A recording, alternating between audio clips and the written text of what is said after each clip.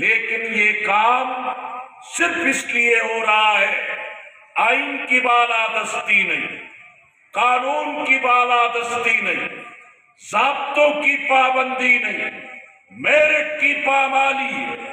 حقدار کو حق نہیں ملتا، انصاف نہیں ملتا، ناحقداروں کو نواز کیا جاتا ہے۔ لیکن فوج بھی جانتی ہے، بیوروکریسی بھی جانتی ہے، پاکستان کا دانشمند طبقہ بھی جانتا ہے کہ جماعت اسلامی آئین اور قانون کی پابند جماعت ہے۔ جماعت اسلامی قرآن و سنت کی بالادستی کی جد و جہد کرنے والی جماعت ہے۔ پاکستان کی غالب اکثریت اسی بات کو جانتی ہے کہ جماعت اسلامی مخلصانہ خدمت بھی کرتی ہے، امانت اور دیانت سے بھی کام کرتے ہیں۔ ہمیں بلدیات میں، ہمیں سینٹ میں، قومی اسمبلی میں، صوبائی اسمبلیوں میں تعداد جتنی بھی کم ہو، لیکن جماعت اسلامی کے نمائندے عوام کی ترجمانی کرتے ہیں۔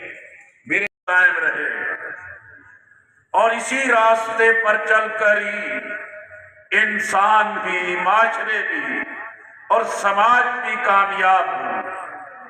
اور ایک شخص اسلامی انقلاب کے لیے زندگی بھر محنت کرتا ہے اور اپنی محنت اور عمل کی بنیاد پہ اللہ کو راضی کر لیتا ہے، وہ کامیاب ہے۔ میدان بدر میں کوئی اسلامی حکومت ابھی قائم نہیں ہوئی۔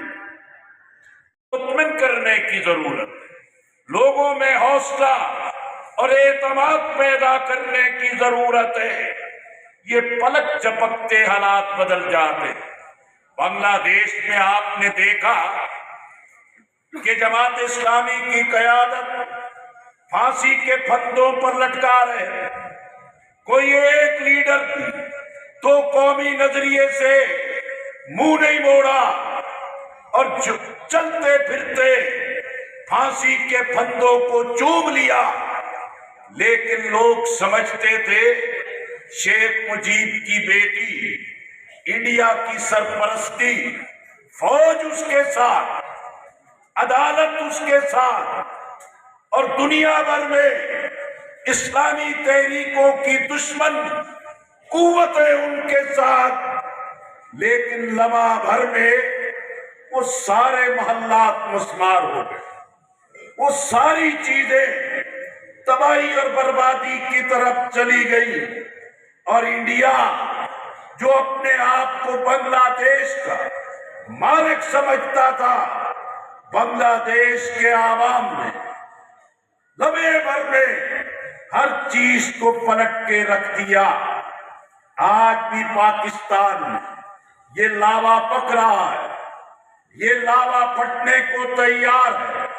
عام آدمی اسٹیبلشمنٹ سے، بیوروکریسی سے، جاگیردارانہ، سرمایہ دارانہ ظلم کے نظام سے تنگ ہے اور باغی ہے، اور یہ کسی وقت بھی لاوا پھٹے گا۔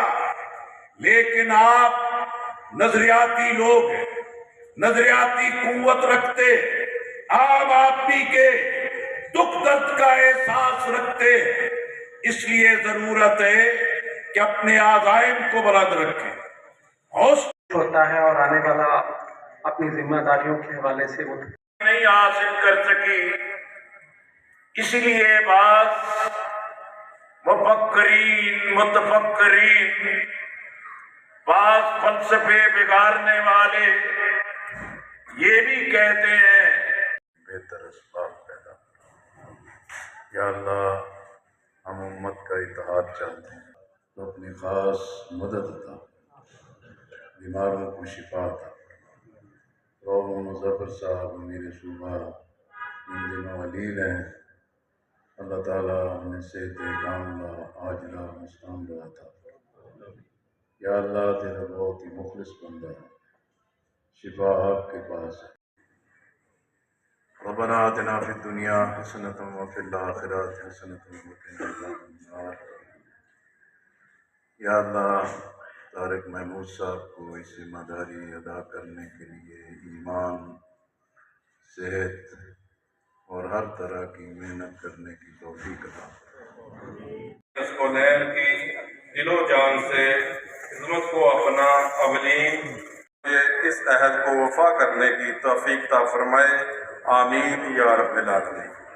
को साथ लेके चलने और अकामत दीन के मौजूदा हालात में जो तकाज़े हैं, बंदे तेरे दीन का गलबा चाहते हैं।